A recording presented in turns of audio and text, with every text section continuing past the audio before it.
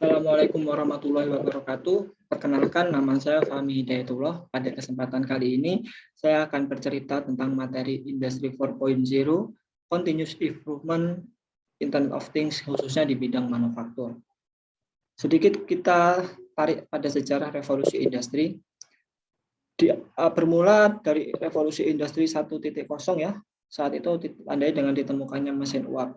Contohnya di Inggris, perusahaan tenun menggunakan mesin uap untuk menghasilkan produk tekstil. Selanjutnya pada revolusi industri 2.0 ditandai dengan ditemukannya energi listrik, assembly line, dan dapat digunakan pada produksi massal. Contohnya adalah digunakannya assembly line untuk memproduksi sebuah mobil. Selanjutnya pada revolusi industri 3.0 ditandai dengan banyak digunakannya komputer dan elektronik untuk mendukung otomasi mesin.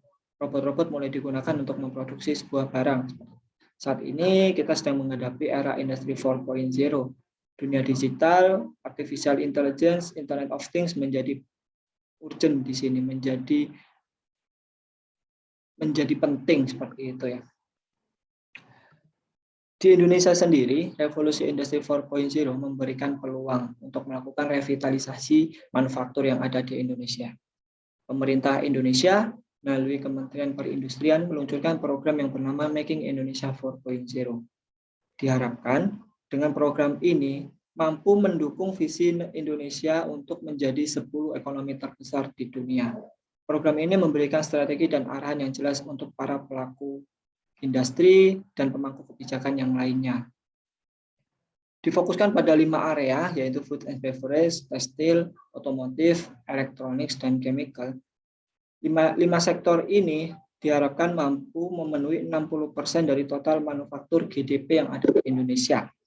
Selain itu, diharapkan mampu menghasilkan 65% manufaktur ekspor ya. Jadi diharapkan banyak ekspor yang dilakukan, serta mencakup 60% dari total buruh manufaktur yang ada di Indonesia. Jumlah yang cukup besar.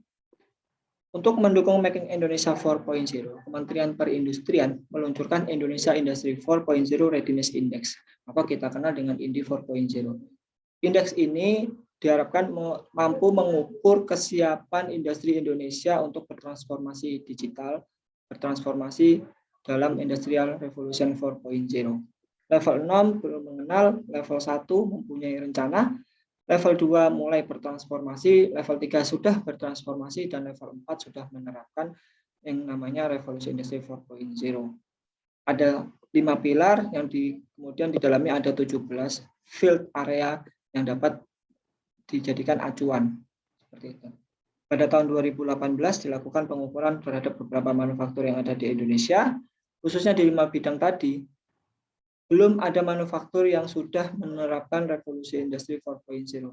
Artinya baru mulai bertransformasi nih manufaktur-manufaktur yang ada di Indonesia. Khususnya bidang otomotif yang sangat kecil dan di area teknologi ya yang semuanya masih nilainya cukup rendah. Ini menjadikan tantangan kita ke depannya. Banyak yang bisa kita lakukan di bidang teknologi untuk mendukung industri Indonesia 4.0. Kita telah melakukan survei terhadap 50 manufaktur yang ada di Indonesia, didapatkan problem 70% manufaktur yang ada di Indonesia itu masih menggunakan manual data input. Berapa total barang yang terproduksi, berapa lama mesin itu berjalan, itu dicatat secara manual. Kemudian problem yang kedua adalah 90% mengalami keterlambatan dalam menganalisa sebuah data. Ya, karena datanya masih dimasukkan 1 hari setelah produksi barang dan sebagainya, menyebabkan terlambat untuk melakukan analisa data. Dari terlambatan analisa data tadi, 90% akhirnya mengalami keterlambatan dalam mengambil kebijakan. Apa yang harus dilakukan kalau misalnya ada produk yang gagal atau mesin tidak bisa menghasilkan produk yang bagus. Akhirnya apa? Apa yang terjadi pasti productivity mesin tersebut menjadi loss. Kalau produktivitasnya loss ya, kita berpeluang kehilangan uang. Dalam industri manufaktur, kita juga mengenal istilah OEE ya, Overall Equipment Effectiveness, yaitu sebuah indeks untuk mengukur productivity dari sebuah mesin. Seperti itu. Nah, melalui pendekatan digital twins, harapan kita mampu memberikan jawaban untuk mendukung transformasi digital di bidang manufaktur, yaitu kombinasi area fisik dan digital, create, communicate, aggregate, analyze, insight, sehingga diharapkan mampu memberikan aksi yang tepat.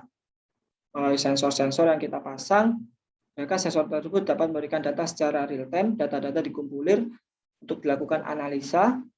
Analisa bisa melakukan trigger untuk aktuator atau aksi-aksi yang lain seperti itu.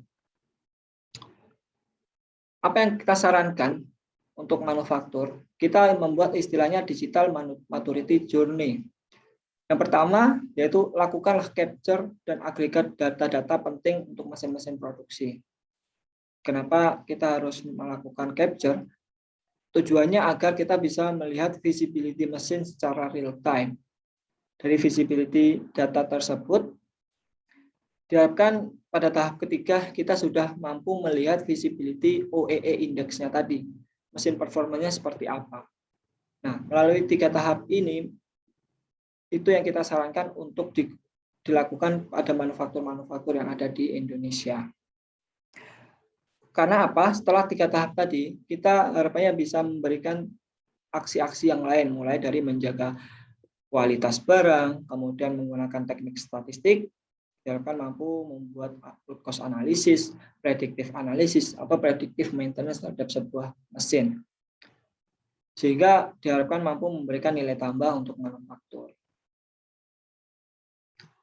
Benefit yang kita dapatkan, kalau kita bisa mendapatkan data-data dari sensor atau aktuator, ya, kita mendapatkan data nih, oh mesin A nyala, mesin A mati. Mesin A nyala, mesin A mati itu sudah menjadi sebuah informasi. Ini. Ketika kita bisa dapatkan banyak informasi, diharapkan kita mampu membuat knowledge ya. Kenapa kok mesin mati dan sebagainya. Nah, dari kumpulan-kumpulan knowledge itu diharapkan semua pihak mampu memberikan wisdom nih, atau aksi yang tepat apa yang harus dilakukan nih. Dari connecting device, kemudian kita collect informasi, kemudian kita membuat correlating knowledge sehingga kita bisa mengambil sebuah keputusan yang tepat. Benefit lain yang pasti kita bisa melihat visualisasi kesehatan mesin kita secara langsung, secara real time dan up to date. Dari visibility tersebut, diharapkan kita mampu membuat sebuah improvement yang berbeda dari yang sebelumnya, improvement yang lebih cepat.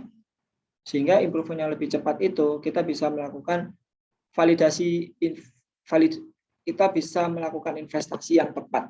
Investasi seperti apa ya? Mau mengganti mesin, atau melakukan perbaikan, dan sebagainya. Itu saja yang dapat saya sampaikan pada kesempatan kali ini. Kurang lebihnya saya mohon maaf. Assalamualaikum warahmatullahi wabarakatuh.